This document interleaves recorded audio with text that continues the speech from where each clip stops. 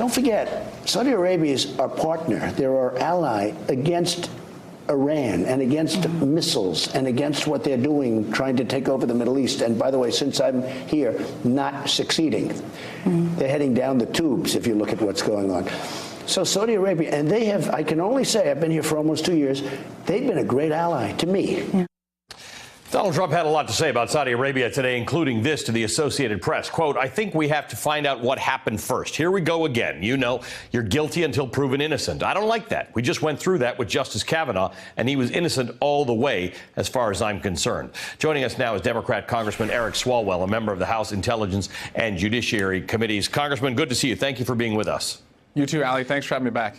Look, I've spoken to a number of members of Congress and senators this week where they have invoked the Global Magnitsky Act to say there's been an allegation of a human rights violation in Saudi Arabia, and the president's going to have to take some action. He is going around and talking to everyone he can talk to say how great the Saudis are to us, notwithstanding the fact that he said he has no business ties to them himself, which isn't entirely true. What does Congress need to press the president on with respect to Saudi Arabia? Well, Ali, Saudi Arabia may be a kingdom, but we are not. We certainly are not helpless in the Congress to allow the president to align our country with Saudi Arabia with these serious questions about their conduct and this journalist. So in addition to Magnitsky, we can also, press the president to have the FBI formally work with our partners in the region to understand truly what happened. I don't think we're getting anywhere near the truth on this. Also, if we could put a demand in place that the Saudis produce this journalist's body. The family certainly deserves to have his remains immediately, or sanctions would be put in place. And also, a new Congress, I think, and a Democratic majority could understand the full breadth of the president's financial entanglements with the Saudis. He has had decades where they've invested in his businesses, bailed him out of bankruptcy, and he's boasted about it in the past. And we should know if that has been a factor in his decision making. I mean, that's kind of fascinating that he tweeted out this morning, or it's all blending together with me, that he has no business interest with Saudi Arabia.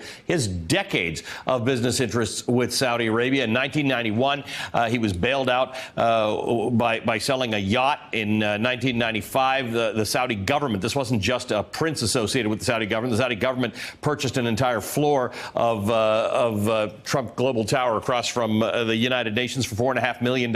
In 2001, he was bailed out by a prince who was close to, related to the Saudi royal house for $325 million. And then in the last couple of years, we know that sales at his hotels have increased because of Saudis who have been staying at them in order to lobby the government in their interest. These are the kinds of things that you would want Congress to investigate.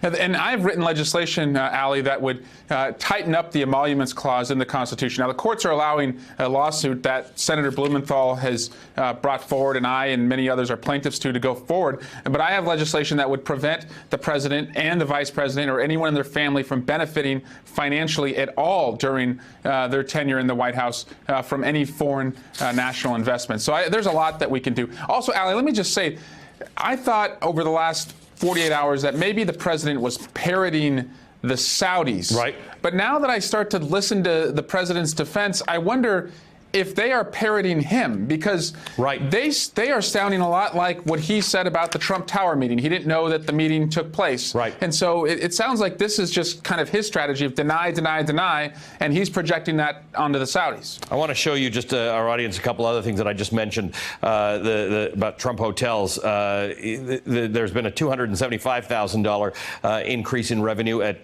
Trump's D.C. hotel, thanks to the Saudis. In New York, a 13% increase in rental revenue, and in Chicago, a 169% increase in bookings, all thanks to the Saudis. In 2015, President Trump bragged about receiving Saudi money for his apartments. Let's listen to that. Saudi Arabia, and I get along great with all of them. They buy apartments from me. They spend $40 million, $50 million. Am I supposed to dislike them? I like them very much. Congressman, you and I have talked about the emoluments clause for different reasons as it relates to the Russia interference investigation. This is sort of what the emoluments clause was about. Don't take things of value from foreign countries so that you're not compromised when you actually have to take a position about something those foreign countries have done that are not in your interests. Our founders envisioned this problem long before it has presented itself here. You know, we had broken away from the British. The French had helped us. They wanted to make sure that we were not loyal to other countries because they were investing in us. And also, Ali, you know, the president went over to Saudi Arabia. It was his first foreign visit.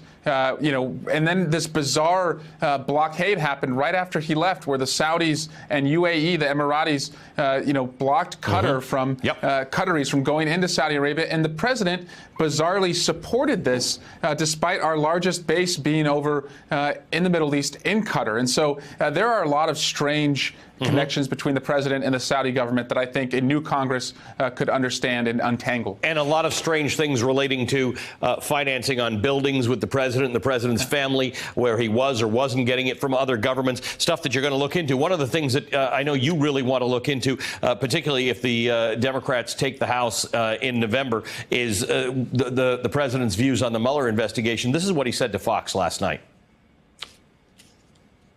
Our Justice Department and FBI played right into their hands with this stupid investigation, or whatever you call it. People say I'm not under investigation. You know, I'm not a target of this investigation, which nobody ever likes to say. But it played right into their hands. Because if they want to sow, they use the word sow chaos, sow chaos. They got it for nothing. They didn't do it. They got it for nothing. We did it to ourselves. The House, Devin Nunes, and they came out with a ruling there was no collusion. What happens if the Democrats win in November with respect to that discussion? We protect the Mueller investigation. We fill in the gaps where the Republicans buried the evidence on the House Intelligence Committee. And, you know, we don't just do things to dance in the end zone and do things. You know, we do things to be productive and tell the American people the awareness they need so that an adversary like Russia or any other country can't do this again. And hopefully, unlike what happened in the last 2 years, we do this with bipartisan buy-in, because my Republican colleagues will see so many of their friends have lost their seats for not being willing to stand up to the president. Congressman, good to see you as always. Thanks for joining me. Congressman Eric Swalwell. Thanks for checking out our YouTube channel. Subscribe by clicking on the button below for more from The Last Word and the rest of MSNBC.